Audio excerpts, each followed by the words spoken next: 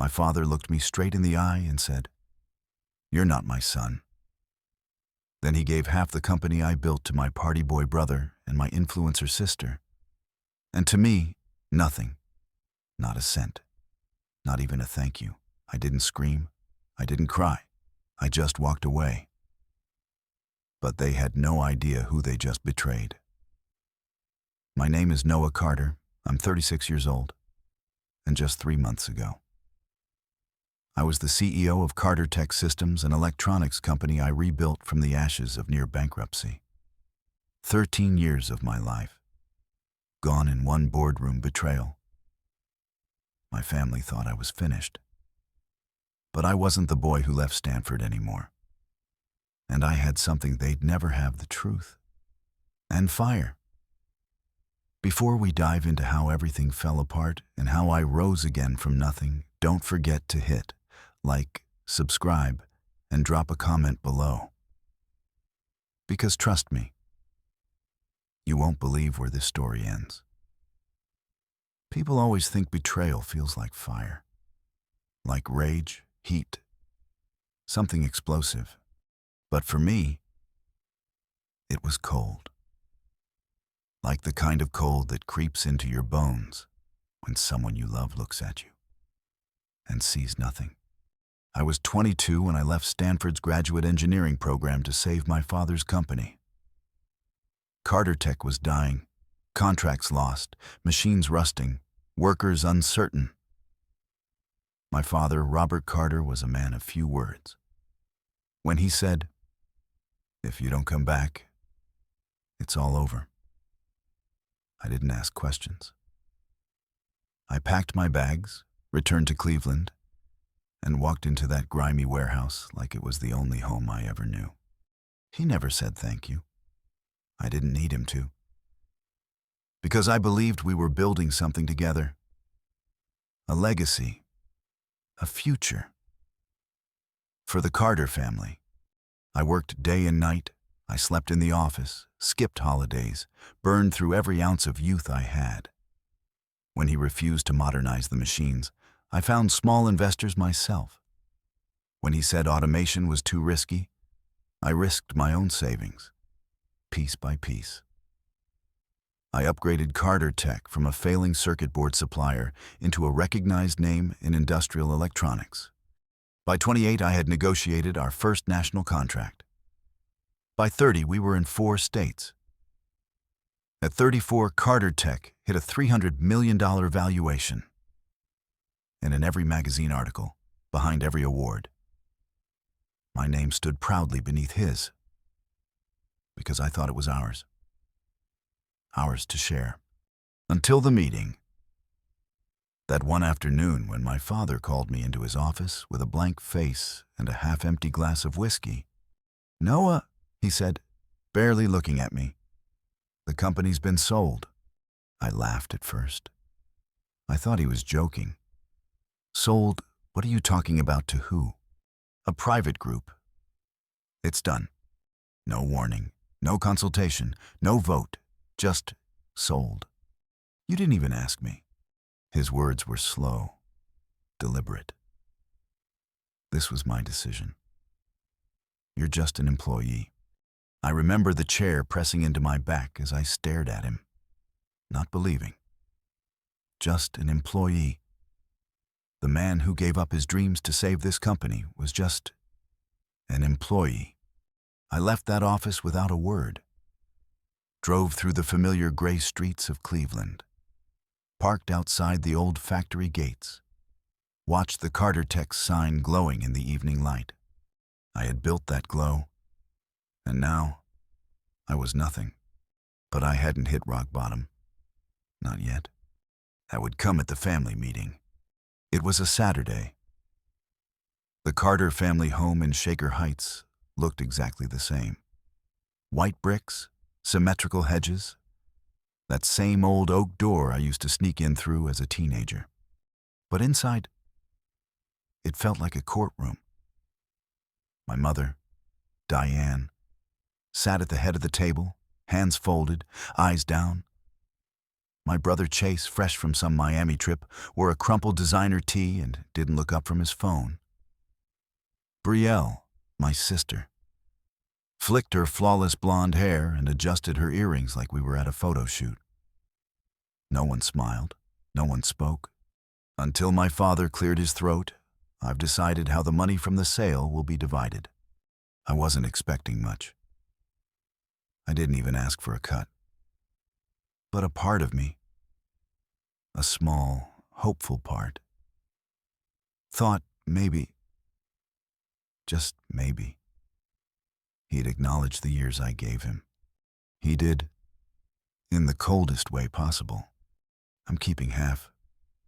The rest will be split evenly between Chase and Brielle. He looked me straight in the face.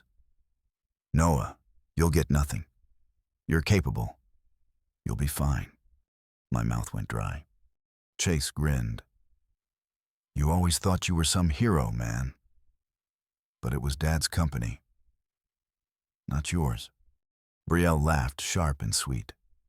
Noah, don't be dramatic. You're smart. Go build another empire. Don't be jealous. Jealous? They thought I was jealous. I looked at my mother, the one person I thought might say something. But she just shook her head. Her silence felt louder than everything. I stood. The chair scraped against the hardwood. I turned to my father. I gave you everything. Why are you doing this? He rose slowly, towering. And then came the sentence that shattered my world. Because you're not my son. Silence. You're your mother's child from before we married. I raised you, gave you my name, but you're not blood. Chase and Brielle are. That's why they get the money, not you. I looked at my mother, desperate. She didn't deny it. She just sat there, crying quietly, and that was it. The company I saved gone. The family I bled for disowned me. The name I carried a lie. That night, I drove aimlessly down the highway, rain pelting my windshield. I didn't cry. I couldn't. I was too empty. But that was only the beginning. Because what they took from me that day wasn't just money or legacy. They took the illusion that I needed them. And once I let go of that, I found something stronger than blood. I found myself. After that family meeting, I didn't go home. Not really. I drove around for hours, headlights cutting through Cleveland's empty streets until I ended up in front of the old warehouse, Carter Tech's original factory. It was boarded up now. The logo was still faintly visible on the rusted metal siding, but the windows were cracked and weeds crept up through the chain-link fence. I killed the engine and sat there in silence. This was where it started. This was where I gave up everything. I remembered being 22, full of ambition and stupid optimism. I had just finished undergrad, gotten into Stanford's prestigious master's program, and thought I was going to invent something that changed the world. Something with my name on it. But one phone call from my father shattered all that. His voice on the line was clipped, dry. Noah, Carter Tech's collapsing. If you don't come back, it'll be gone by the end of the year. There was no please. No, I need you. Just a statement of fact. And I answered it the only way I knew how. I left Palo Alto behind, packed everything into a beat-up Camry, and drove straight into the heart of Ohio's industrial decay. I thought I was doing the right thing. I told myself it was for family. But deep down, I just wanted him to see me the way he used to look at those circuit boards like they were worth building. When I first walked into Carter Tech's production floor, it was chaos. Machines wheezing, gears clanking, wires tangled like spaghetti. The smell of machine oil and dust clung to everything. We were losing clients by the week. Suppliers wouldn't extend credit, and the crew morale was worse than the equipment. But I didn't quit. I rolled up my sleeves and stayed. I slept on the old office couch, showered in the locker room, and lived off black coffee and gas station sandwiches. Days turned into nights. Nights turned into months. I pored over specs, studied every broken system, drew new circuit diagrams by hand, and rewrote supply chain protocols from scratch. I remember Henry, an old technician who'd been with the company since it opened, once walked in and found me passed out on a pile of blueprints. He laughed, shook his head, and said, "You're not just fixing machines, kid.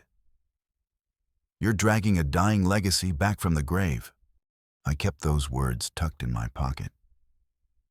Every time my father rejected a new idea or told me I was too idealistic, I'd replay Henry's voice. It kept me going. When my dad refused to invest in automating the line, I didn't argue. I pitched local investors. When they said no, I found angel backers small, but enough to buy new parts. I had a vision for Carter Tech. Not just survival, but evolution. Microprocessor design, automation solutions, real-time data systems, things my father called risky nonsense. But I believed in it. And eventually, others did too. We landed a contract with an industrial firm in Michigan that needed custom boards for a robotics line. I redesigned the prototype myself. After that, everything changed. More deals followed. I hired engineers from the state university, reinvested every cent into development, and restructured the supply chain. Slowly, Carter Tech went from a crumbling relic to a quiet revolution. Reporters started calling. Tech magazines wrote stories about the comeback kid in Cleveland. I was 28 when they published a cover story calling me the mind behind the Midwest miracle. I remember cutting it out and pinning it to the office wall, not because I needed the validation, but because I wanted to remind myself every late night, every failure, every sacrifice, it was real. And it mattered. My father didn't say a word. Not congratulations, not good job, just a nod. Like I'd fixed a flat tire. But I told myself that was enough. Because we were winning. And I thought maybe, deep down, he was proud. God, I was so wrong. I blinked and came back to the present, still sitting in my car, staring at that ruined warehouse. The windows stared back at me like hollow eyes. There was nothing left in there but dust and ghosts. I had given this place everything. My youth, my education, my identity. And now I knew the truth. It was never mine. Not the company. Not the family. Not even my name. The most painful part wasn't the money. It was knowing that I was a placeholder. A warm body to plug the holes until the real children showed up to claim the inheritance. I felt like I was back in the factory, only now I was the broken machine, scrapped, replaced, forgotten. But I wasn't done, because I still had something left, something they didn't count on. I had purpose, and I had someone who still believed in me. Her name was Ava. I hadn't spoken to anyone in days. After that family meeting, the betrayal, the lie, the silence, I shut everything out. My apartment turned into a shell. Curtains closed, phone off. Just me and the quiet hum of a city I no longer recognized. And then Ava called. Her name lit up my phone screen like a flare in the dark. I froze. I hadn't answered her messages. I didn't know how to explain what happened, who I was anymore. But something in me, something small and aching, Reached for the light, I answered. Her voice was gentle, but firm. Noah, I'm not going to push you. But my father wants to meet you this weekend. It's important. Come to Shaker Heights. Her father, Thomas Whitmore, the investment mogul behind Whitmore Capital. A man who could read balance sheets like novels and silence a boardroom with a single glance.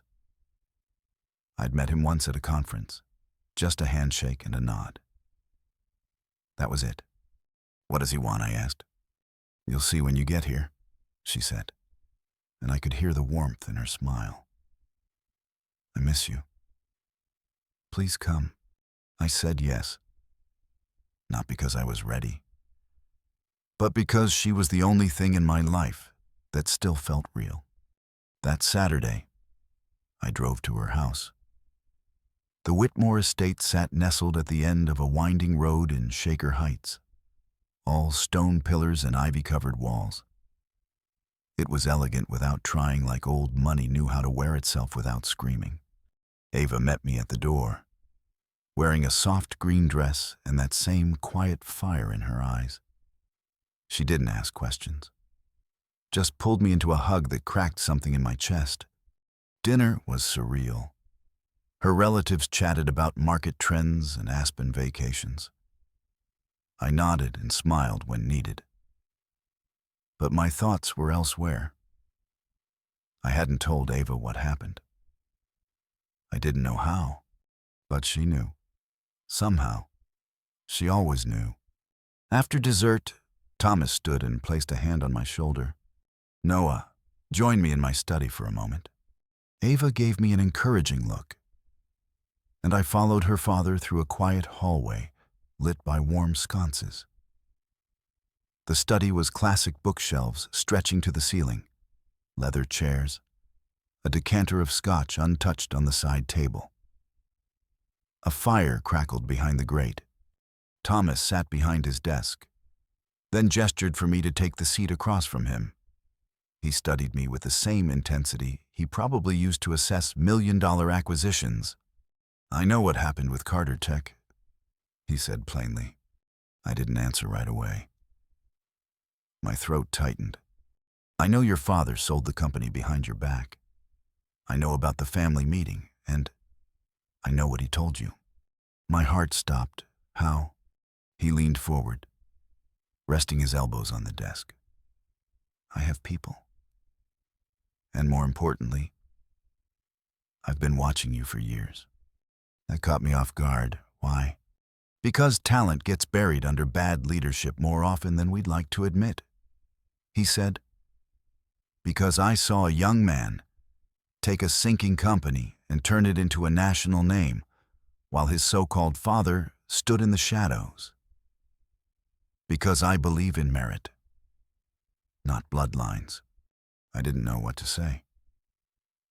I sat there, stunned.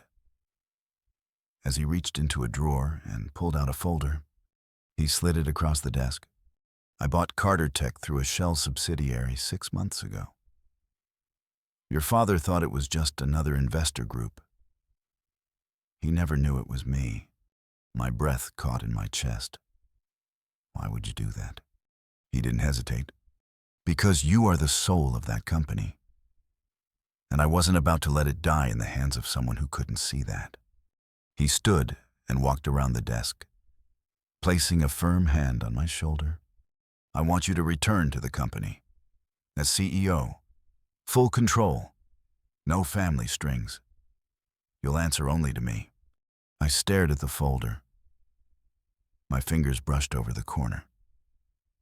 Inside were contracts, terms, signatures. A real offer. A second chance.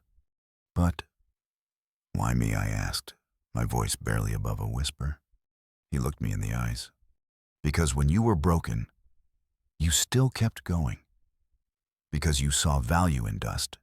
Because you built something with bare hands and belief.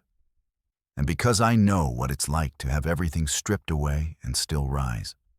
His words cracked something open inside me. All the years I spent chasing approval, begging for recognition, sacrificing my dreams for someone else's name. It was all right there in his gaze. He believed in me, and that made me want to believe in myself again.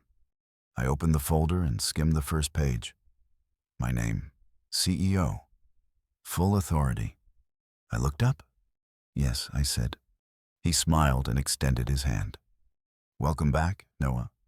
Later that night, Ava found me standing in the garden behind the estate, moonlight dancing on her roses. She didn't say anything, just walked up, took my hand, and leaned her head against my shoulder. We stood there for a long time in silence. I didn't tell her everything yet.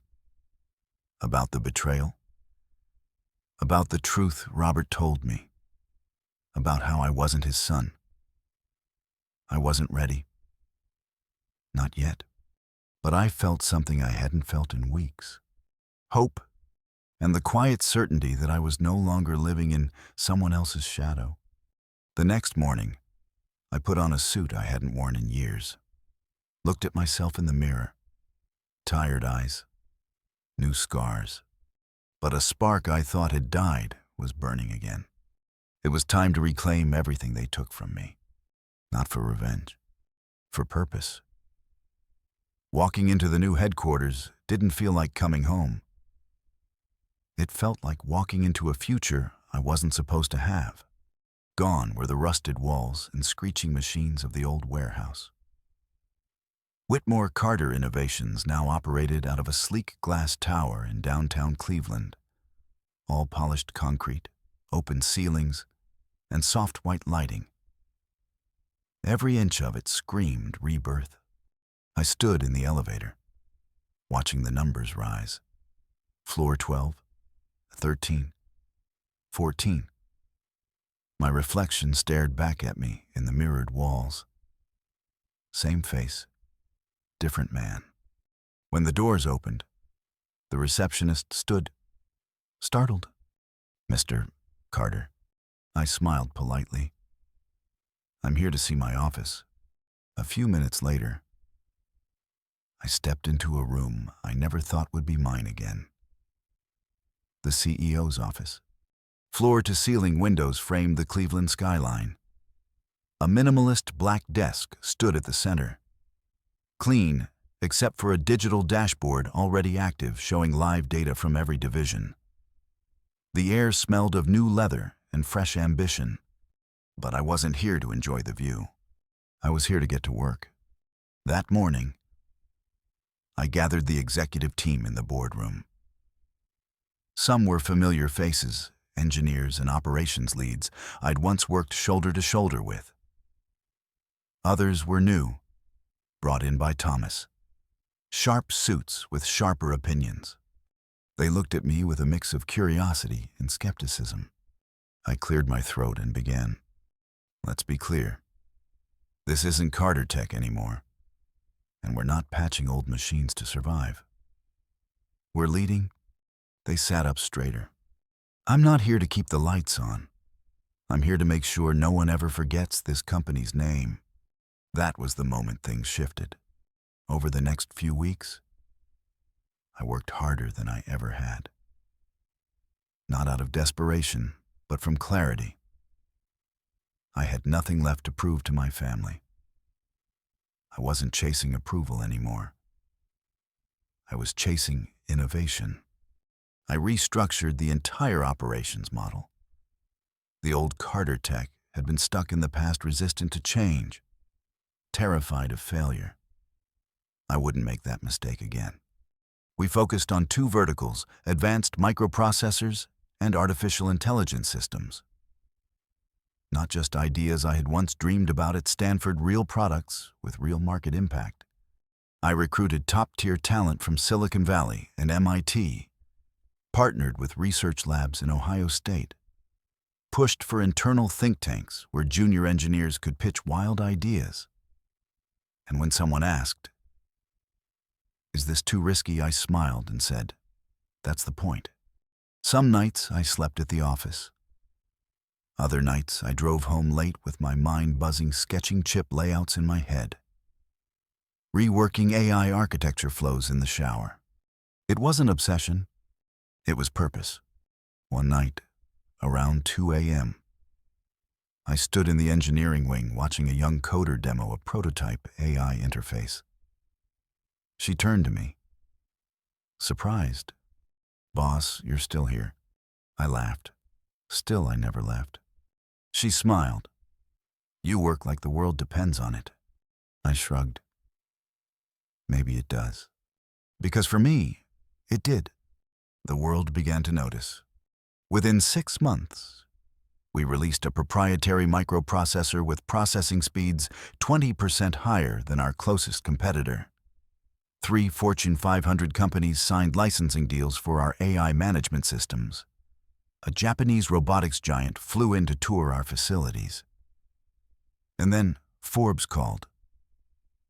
They ran a full-feature Noah Carter and the rebirth of American tech.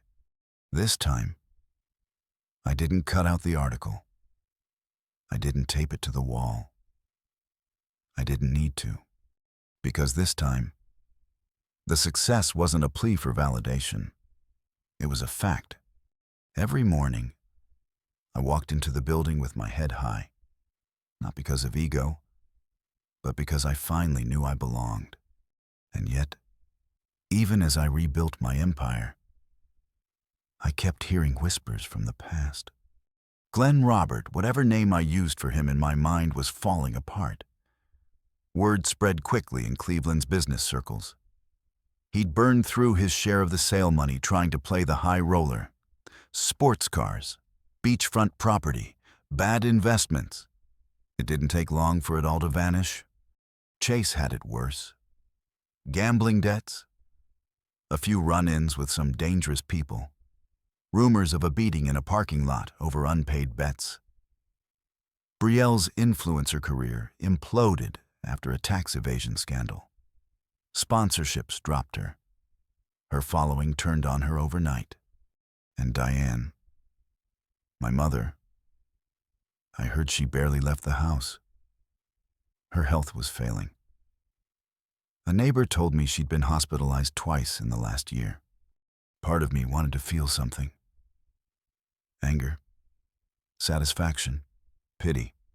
But what I felt was distance. Like they were characters in a story I used to care about. Not my story anymore. One evening, as I stood in my office watching the sunset pour over Lake Erie, Ava stepped in quietly. "You've done it," she said softly. "Done what?" "Become the man you were always meant to be."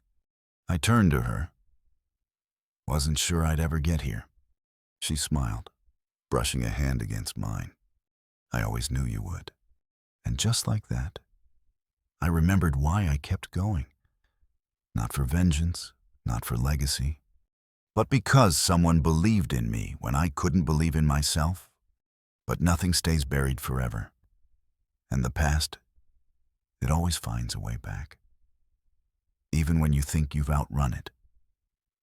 Especially then. The day started like any other.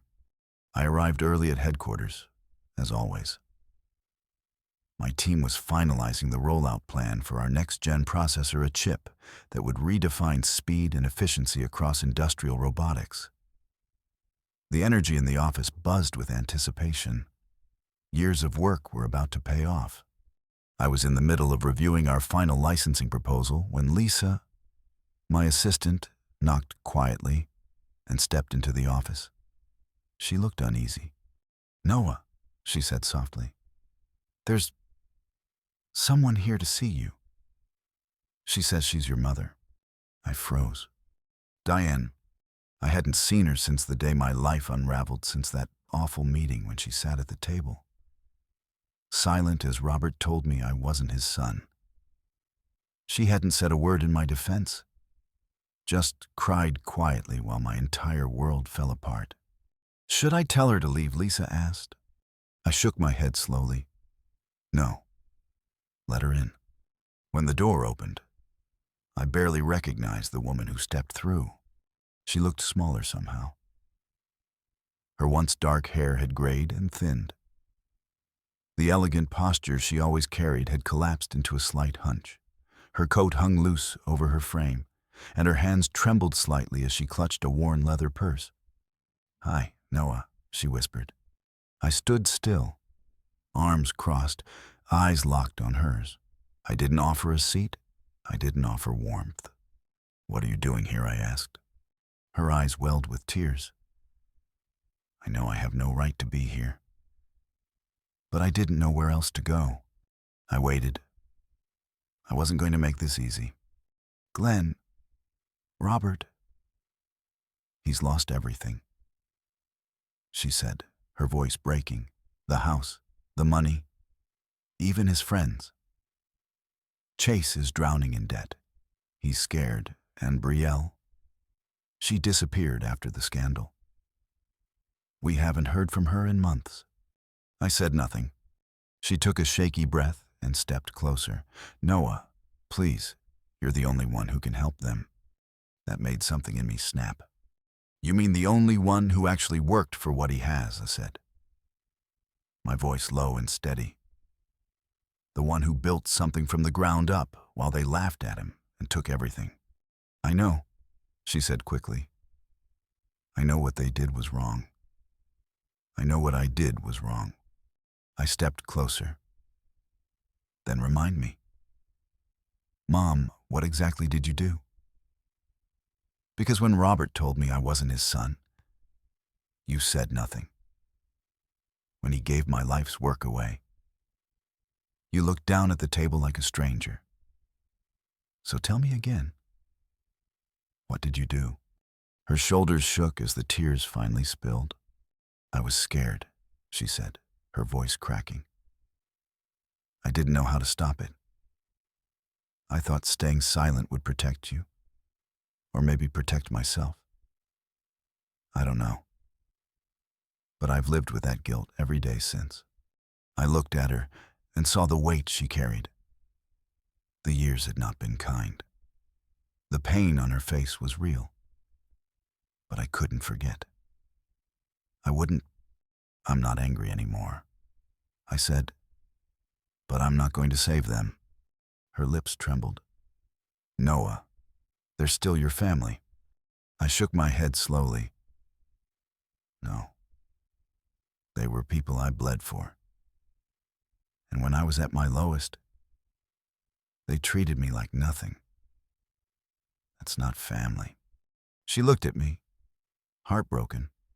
"I'm sorry," she whispered again. "I don't need an apology." I said, "I needed a mother who spoke up when it mattered." We stood in silence for a long moment, and then I asked the one question that had haunted me since the day Robert shattered the illusion of who I was. "If he's not my father," I said, "then who is—" Her eyes widened in panic. "Noah, don't. I deserve the truth. Who is my real father?" She clutched her purse like it was the only thing holding her up. "I can't." "You can," I said, "and you will." Before she could answer, the office door opened. Thomas Whitmore stepped in, holding a folder. He stopped in his tracks when he saw her. His eyes darkened with recognition. "Diane," he said, his voice soft. "It's been a long time." She stumbled back like she'd seen a ghost. "Thomas." I turned to him slowly. "You two know each other." He didn't answer immediately. Neither did she. Then I put it together. The looks, the history, the sudden silence. "Mom," I said, my voice colder now, "is he—" She turned to me, tears streaming down her cheeks. She didn't say anything for a moment. Then she nodded. "Yes," she whispered. "Thomas is your father." The air in the room vanished. I turned to Thomas, who looked stunned, wounded even. "You knew nothing." He shook his head slowly. "Diane and I, we were together a long time ago. Before I had anything. Before she married Robert. I never knew she was pregnant. She stepped forward. My parents wouldn't let me tell him. They thought he'd ruin my future. And I let them convince me. I married Robert. He agreed to raise you like his own. I stared at her. You let me live 35 years in a lie. Thomas looked at her, voice tight with grief. You let me live 35 years without knowing I had a son. No one spoke. I backed away from them both. The company I rebuilt, the woman I loved, the family I thought I lost, all of it now tangled in a new truth, because if Thomas was my father, then my Ava was my half-sister, the love of my life, someone I could never have. The shock was physical. My knees felt weak. My chest tightened. I looked at Thomas, at Diane, and then down at the floor like it might open up and swallow me whole. I need air, I whispered, and pushed past them out the door. I didn't wait for answers. I didn't want explanations. I just walked. Down the elevator, into the street, through the wind and the noise and the endless questions screaming in my mind. I had spent my life searching for truth, for belonging, for something to call mine. And now that I had it, it was tearing me apart. I didn't show up to the office the next day, or the day after that.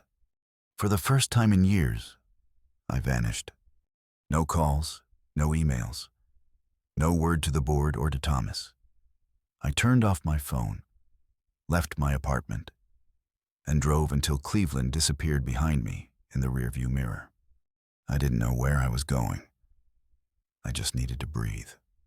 The shock of that moment standing in my office while two people unraveled the truth of my existence hadn't worn off. I could still hear my mother's voice, soft and broken. Yes, Thomas is your father. I could still see the horror on his face, the weight of a lifetime of not knowing. And above all, I could still feel the ghost of Ava's hand in mine. My mind kept looping through memories, her laugh in the garden, our long talks at night, the moment I told her I couldn't imagine a future without her. And now, that future was gone. The woman I loved more than life itself wasn't just out of reach.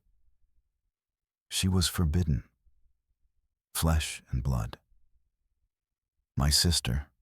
No amount of logic could soften the cruelty of that truth.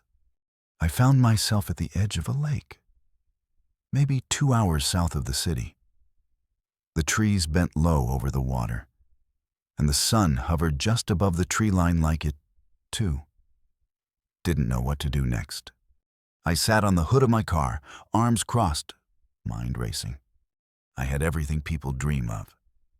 $1 billion company, power, respect, but none of it meant anything anymore. Because the one person who made it all feel real was gone. And now I had to face something far worse than heartbreak. Identity. If Robert Carter wasn't my father, then I wasn't a Carter at all. But I wasn't really a Whitmore, either. I was a ghost between legacies. Built something for a name that never truly belonged to me, only to inherit another I never asked for. And Ava, she was the cost of that truth. I gripped the edge of the car hood and took a deep breath, hoping the crisp air would bring clarity. It didn't. The following week, I stayed gone. No interviews, no press, no board meetings. Thomas tried calling multiple times. I ignored everyone. Then came the texts. Noah, please. I didn't know, but I want to talk. You don't have to face this alone. You're still my son. That hasn't changed. I read them, then turned off my phone again, because I wasn't ready to hear what he had to say. The truth was, I didn't know how to face anyone. Not Thomas, not Ava, not even myself. I don't know how long I stayed away. Time blurred into silence. But one morning, I woke up in the back seat of my car, dew streaking the windows, and I felt something different. Not peace, not resolution, but a dull understanding. Pain didn't go away. It just softened at the edges, letting you move again.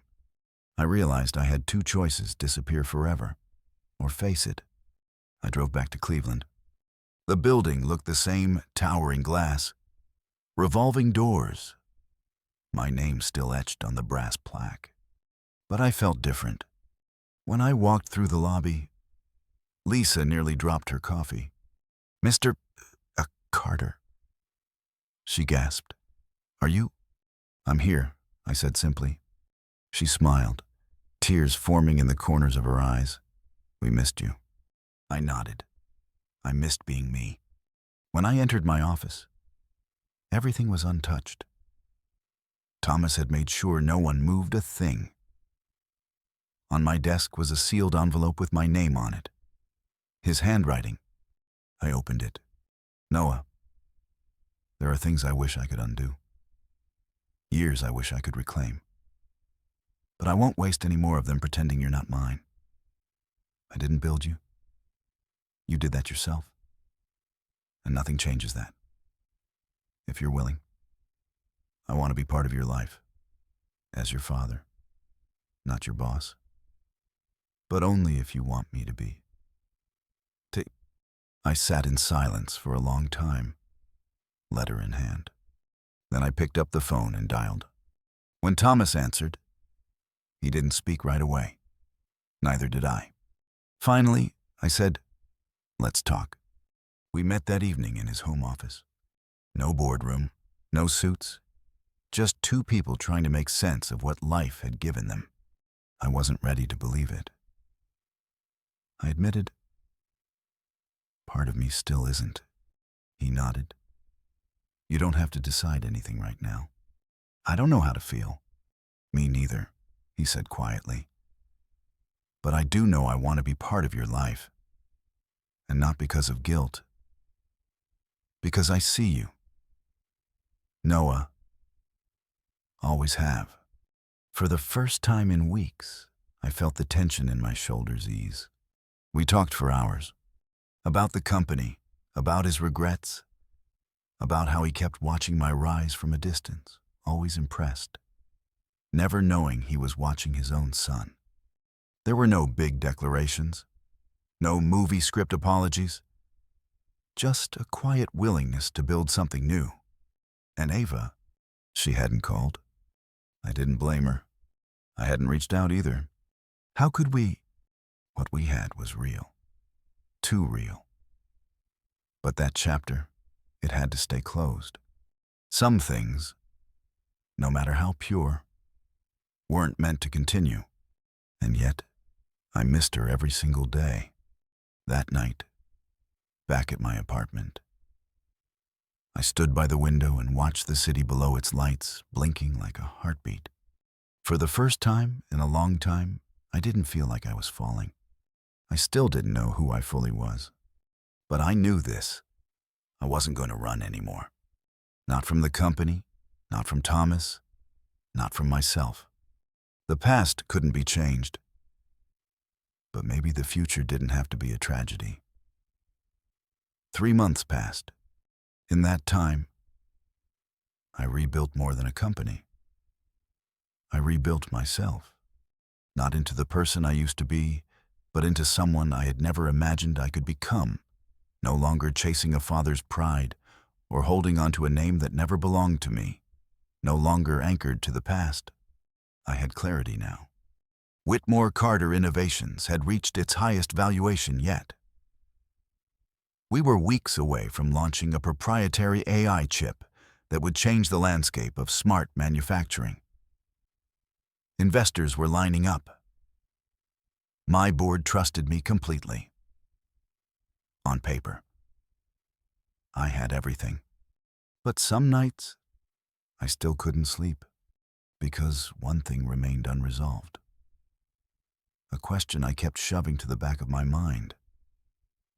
One name I couldn't say aloud without feeling everything twist inside me. Ava. We hadn't spoken since that day. I hadn't expected to. How do you even begin a conversation with someone after learning what we did? What we shared those years of laughter, love, quiet moments on rooftops. Dreaming of the future was still real, but it was over. And neither of us knew what to do with the pieces. I told myself silence was mercy, that letting her move on was the only kind thing left I could offer. But the truth was, I missed her in a way that no success could cover. Every big win felt smaller without her. Every empty apartment night reminded me of the warmth I'd lost. Still, I kept going. Not out of habit, but out of conviction. Because for the first time, my work was mine. Not for legacy, not for approval, not for a father's pride. Just mine. And then, one morning, the past knocked again. Only this time. It wasn't to take anything from me. It came bearing something else. Closure. Lisa walked into my office. "There's someone here to see you," she said, her voice gentler than usual. Ava Whitmore. My heart stuttered. I stood so fast I knocked my pen off the desk. When the door opened, she stepped in quietly, dressed in a navy coat, her hair tied back, eyes soft but tired. She looked different, but still. Ava. We stood there, staring at each other for a moment. Neither of us spoke. Then she offered a faint smile. "Hi." "Hi," I replied, almost breathless. I wasn't sure if I should come. I wasn't sure if I could handle it, I admitted. She stepped closer but kept a polite distance. I heard about everything. The launch, the valuation. You've done incredible things. Noah. Thanks, I said, then paused. I never stopped thinking about you. Her eyes lowered. Me neither. We stood in silence again. This time filled with unspoken history. The weight of what we were and what we could no longer be. "I didn't come here to make things harder," she said softly. "I just needed to say thank you." "For what?" "For being the only real thing in my life, even if it was short-lived." I nodded, swallowing the lump in my throat. "I'm sorry we didn't get more time." "Maybe we weren't meant to," she said. "But that doesn't mean it didn't matter." And that's when I knew. Some love stories don't get the ending they deserve. But they still deserve to be remembered. With grace, not regret. She smiled again, stronger this time. "You're going to change the world, Noah. Just don't lose yourself again doing it."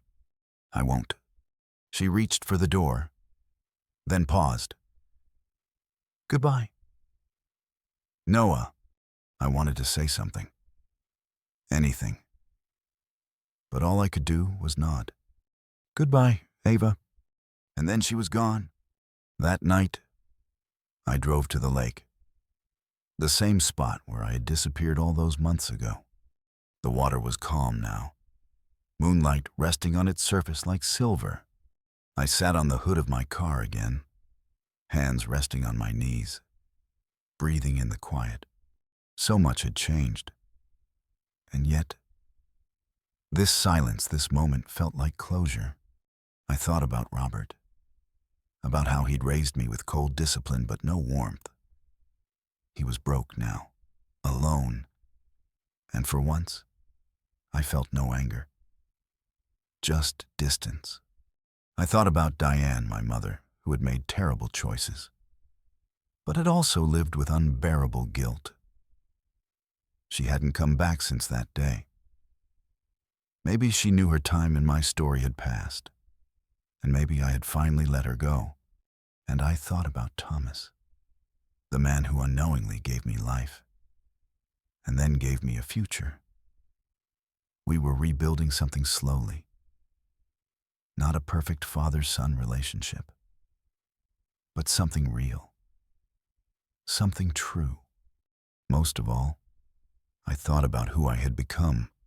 Not Noah Carter, son of Robert. Not Noah Whitmore, heir to a fortune. Just Noah. A man who built something out of nothing. A man who lost everything twice and still stood back up. A man who found his worth not in legacy, but in resilience. The next morning, I walked into headquarters with a different energy. Not angry, not haunted, whole. As I stepped into the elevator, a young intern looked up from her tablet and smiled. "Mr. Carter, big week ahead." "Yeah," I said, "it is." When I reached my floor, the hallway felt brighter. Maybe it was just the morning sun. Or maybe, finally, I was seeing clearly. I wasn't living someone else's story anymore. This one, every scar, every choice, every heartbreak, it was mine. And for the first time, that was enough. If this story moved you, share it with someone who needs to hear it. Comment below, what would you have done in Noah's shoes? Subscribe for more powerful real-life stories. Every week, and as always, keep building, even when it hurts. Especially then.